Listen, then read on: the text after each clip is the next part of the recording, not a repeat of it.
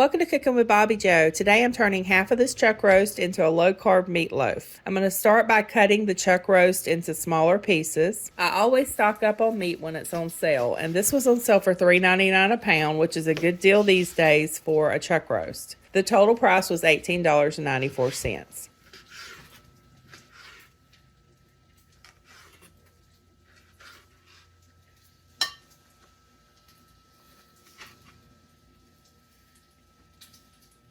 I haven't bought any ground beef at the grocery store since Steve bought this meat grinding attachment for my KitchenAid mixer. I'll put a link in the video description if you want to get one for your KitchenAid. And if you don't have a KitchenAid, you can also buy just a meat grinder, which I'll put a link for that in the video too. The last time it was sirloin roast that was on sale, and I ground that up with some bacon and made some really good burgers. Those were excellent. Chuck roast has more fat than sirloin roast, so I'm not going to add any bacon to it. It'll have enough to make a good meatloaf with just the chuck roast. I also have a video where I did an unboxing of everything that came with this attachment set and how to use it. And I apologize if I sound stuffy because it's that time of year. The pollen is horrible outside. Everything has yellow dust on it because the pollen is so bad right now. So I've got some allergy issues going on. It is really simple to use attachments with the KitchenAid mixer, and I was so impressed by how easy it is that I ordered another attachment set that will make my life a little more easier. So I will make a video on my new attachments next week to show you what else I got. I'm going to be grinding up this entire chuck roast. I'm making a keto meatloaf today, and then also making hamburger patties to store in the freezer so they're ready to go when I want a quick hamburger. My 4-quart mixing bowl is full of ground chuck. I'm going to get a smaller mixing bowl and put just enough in it for the meatloaf.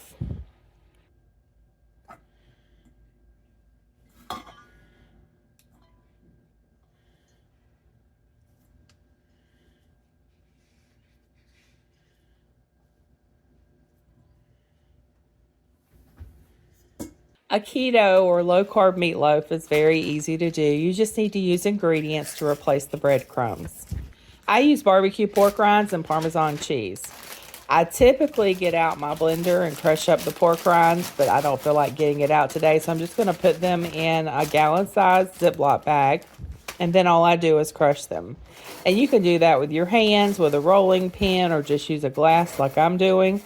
This is the glass I always use as a rolling pin and a biscuit cutter, so it's basically my rolling pin. And if you want them to be real fine, then you should probably put them in the food processor or blender. And you want to go ahead and preheat your oven to 350 degrees. You can customize this however you like. I do 1 egg, about 1/3 cup of Parmesan cheese. I don't measure this out, but if you need measurements, go with 1 teaspoon each of onion powder, garlic powder, smoked paprika. I do about 1/2 teaspoon of black pepper and some Tennessee Sunshine sauce, which is basically a hot sauce. It's just got some different flavor to it. And then I pour in about 1/2 cup of pork rinds. Now I'm going to remove my wedding band and I'm going to use my hands to mix this all up. You want it to be able to hold together like a loaf. And then the rest of this ground chuck, like I said, I'm going to shape it into hamburger patties and freeze it. And I'll show you how I do that in another video. I'm going to need a little bit more of the pork rinds, and I'll mix those in good, and now I can tell that it's going to hold together like a loaf. Now I've got this loaf pan. I got this from Lodge Factory Store over in South Pittsburgh, Tennessee last year, and I absolutely love it. This came off the factory second, so I got a really good deal on it. I think I got this one when we went to the Cornbread Festival because they always have a really big sale when the Cornbread Festival is going on. I'm going to be adding bacon to the top of my meatloaf. I prefer my bacon on the crispy side, so I go ahead and pre-cook it for about 5 minutes in my cast iron skillet before placing it on the meatloaf. You don't have to do this. The bacon will fully cook while the meatloaf bakes, but this will make it crispy for those that like it that way.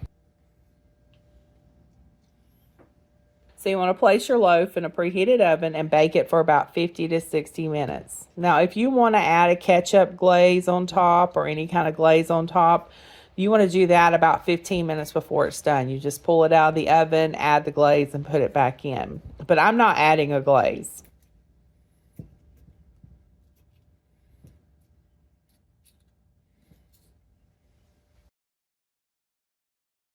I will be having this sugar-free barbecue sauce on a slice, and Steve usually likes honey mustard.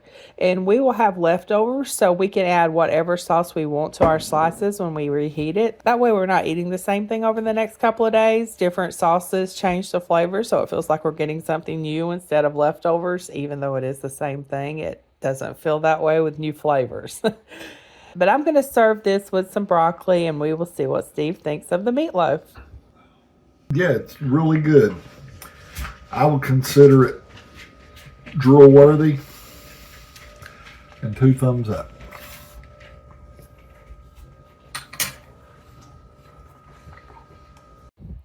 Well, there you have it. It is a simple, drill-worthy, low-carb meatloaf for those of you that are watching your carb intake. I'll put the recipe link in the video description, and thanks so much for watching. I hope y'all have a very blessed day.